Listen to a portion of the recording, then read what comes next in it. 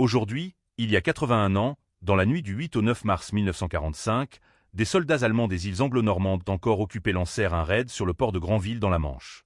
Les îles anglo-normandes n'avaient pas été libérées par les Alliés car peu stratégiques et trop coûteuses en hommes pour en prendre possession.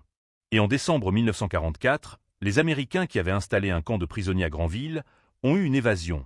4 parachutistes et un marin s'évadèrent du camp et volèrent une péniche américaine dans le port et rejoignirent les îles anglo-normandes. Les évadés indiquèrent à leurs camarades que des bateaux alliés déchargeaient du charbon au port, ce qui était important pour les Allemands de la garnison des îles anglo-normandes, qui sont en pleine pénurie à cause du ravitaillement impossible, et les 5 ex-prisonniers donnèrent aussi les emplacements des unités dans la région.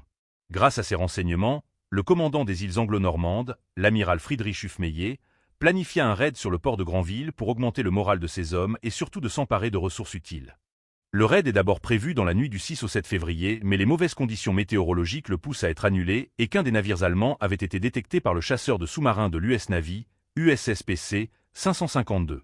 Le raid est finalement mené durant la nuit du 8 au 9 mars par Karl Friedrich Mohr, qui est capitaine-lieutenant dans la Kriegsmarine. La flotte est composée de 4 dragueurs de mines, 3 barges de débarquements armées de canons de 88 mm, 3 vedettes rapides, 2 dragueurs de mines de petite taille et un remorqueur de mer. Soit 13 navires. Le raid est un succès malgré une résistance américaine rapide et qui a retardé l'avance des troupes allemandes à cause de la marée basse. Les Allemands coulent les navires suivants: Kyle Castle, Nefrit, Parkwood.